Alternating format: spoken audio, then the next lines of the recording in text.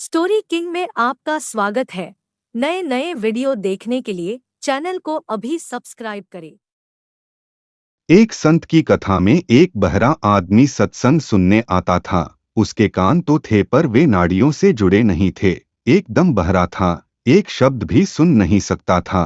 किसी ने संत श्री से कहा, बाबा जी, वे जो वृद्ध बैठे हैं वे कथा सुनते सुनते हंसते तो हैं पर वे बहरे हैं। बहरे मुख्यतः दो बार हंसते हैं, एक तो कथा सुनते सुनते जब सभी हंसते हैं तब, और दूसरा अनुमान करके बात समझते हैं तब अकेले हंसते हैं। बाबा जी ने कहा, जब बहरा है तो कथा सुनने क्यों आता है? रोज एकदम समय पर पहुंच जाता है।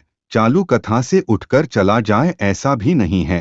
घंटों बैठा रहता है। बाबाजी सोचने लगे, बहरा होगा तो कथा सुनता नहीं होगा, और कथा नहीं सुनता होगा तो रस नहीं आता होगा, रस नहीं आता होगा तो यहाँ बैठना भी नहीं चाहिए, उठकर चले जाना चाहिए, यह जाता भी नहीं है। बाबाजी ने उस वृद्ध को बुलाया और उसके कान के पास ऊंची आवाज में कहा, कथा सुनाई पड़ती है।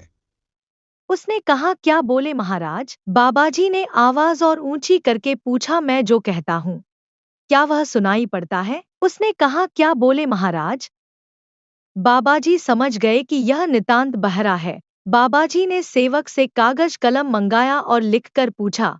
वृद्ध ने कहा, मेरे कान पूरी तरह से खराब हैं, मैं एक भी शब्द नहीं सुन सकता हूँ। कागज कलम से प्रश्नोत्तर शुरू हो गया।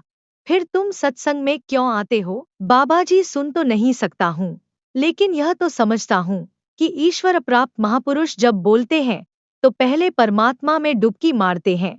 संसारी आदमी बोलता है तो उसकी वाणी मन व बुद्धि को छूकर आती है, लेकिन ब्रह्मज्ञानी संत जब बोलते हैं तो उनकी वाणी आत्मा को छूकर आती है। मैं आपकी अमृतवाणी तो नहीं सुन पाता हूँ, पर उसके आंदोलन मेरे शरीर को स्पर्श करते हैं। दूसरी बात, आपकी अमृतवाणी सुनने के लिए जो पुण्यात्मा लोग आते हैं उनके बीच बैठने का पुण्य भी मुझे प्राप्त होता है। बाबा जी ने देखा कि ये तो ऊंची समझ के धनी है। उन्होंने कहा, दो बार हंसना आपको अधिकार है, किंतु मैं यह जानना चाहता हूँ कि आप रोज सत्संग में समय पर पहुंच जाते हैं और आगे बैठते हैं, ऐसा क्यों? मैं परिवार में सबसे बड़ा हूँ। बड़े जैसा करते हैं वैसा ही छोटे भी करते हैं। मैं सत्संग में आने लगा तो मेरा बड़ा लड़का भी इधर आने लगा। शुरुआत में कभी कभी मैं बहाना बना के उसे ले आता था। मैं उसे ले आया तो वह अपनी पत्नी को यहाँ ले आया, पत्नी बच्चों को ले आई, सारा कुटुंब सत्संग में आने लगा। कुटुंब को संस्कार मिल गए।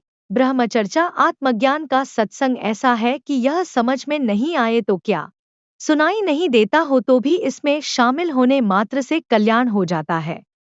अगर ये हमारी वीडियो अच्छी लगी हो तो हमारे चैनल को सब्सक्राइब करें और बेल आइकन को जरूर दबाएं। वीडियो पूरा देखने के लिए आपका बहुत बहुत